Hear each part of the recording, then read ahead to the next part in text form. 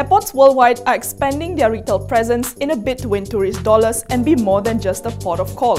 We speak to Malaysia Airports Commercial Services Senior GM Mohd Nazli Abdul Aziz on the group's commercial resetting initiatives and how what it has done in Langkawi International Airport will set the mood for the rest of its airports.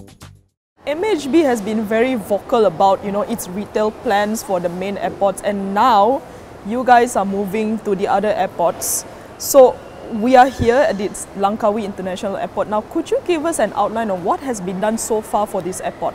Basically, Langkawi will be the teaser of what airport retail is going to be in all of our international airports. We took advantage of the expansion of the Langkawi Airport to increase the capacity of passengers from 1.5 million per annum to 4 million per annum.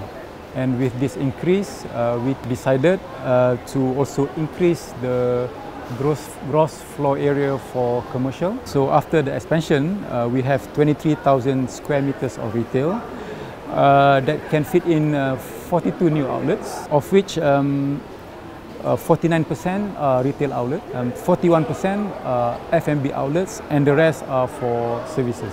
Why did MAHB pick Langkawi International Airport first? It coincided with the plans that we had for expansion because Langkawi has been over capacity for many years due to the popularity of the island and because of the major increase in travels within the region. Last year alone, we received about 2.7 million passengers, and it was a 30% increase year on year for international travelers. So we understand that the resetting of this Langkawi airport will be completed this year, right? So what kind of changes will we see at this airport in terms of the commercial composition? As you might know, the airport shopping is well known for duty free, right? So in Langkawi's case, the whole island is duty-free. But passengers' demands now have changed. The traditionally sought-after liquor and tobacco category has now lost out to beauty and perfumes and cosmetics. So we are positioning the commercial offering in Langkawi as a shop front to the world. So if you are a guest coming into Langkawi, the airport will be a shop front for you to shop for unique local products and international brands. And similarly, if you are a local, the airport will also be the international shop fronts for you to offer what international brands can offer. When you said that beauty products beat out tobacco and liquor, how much, in terms of sales or revenue, did this category make last year? As a group, in 2018, we made 2.7 billion worth of sales as a group. 70% of that is duty-free, and 1/3 of that 70% is actually perfumes and cosmetics. Yeah? So what kind of mix of tenants are you looking at? What is new at this airport? We were very focused on bringing in brands that are first to airports, or first to Langkawi, or first to Malaysia. We had the first Burger King in Langkawi. Yeah? We also have the first Costa in airport, the first Costa in Langkawi. We are also offering the first Yakun Kayato in Malaysia and also in airports, and the first Charles and Keith in Langkawi. When it comes to travel retail and we look at other airports overseas, what is the trend like? What are other airports doing?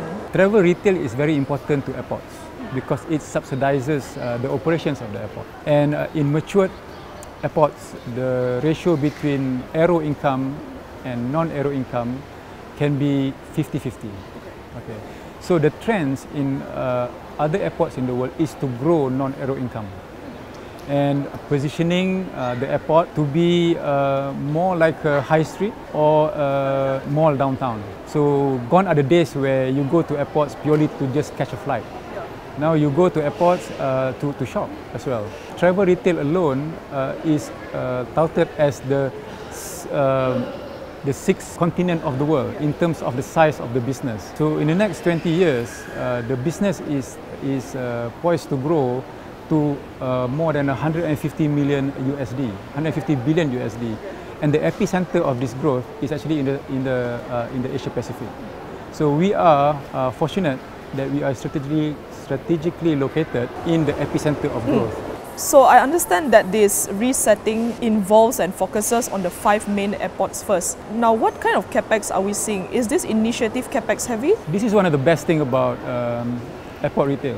The Capex is usually borne by the retailers. But there are also some areas, public areas, where we would like to spruce up. It is not a major Capex commitment, but in sprucing up maybe the general areas, that will just be a typical operation expenses. So no major Capex. Will MAHB be duplicating this strategy to, other airports? Let's say the key domestic airports, the smaller airports. We are initially going through all the international airports, but it is only a matter of time for this to go into the major domestic city airports, because airports are destinations and there are certain categories that is a must-have at the airport. And once you have that footfalls, it also makes a lot more sense for you to provide other offerings as well.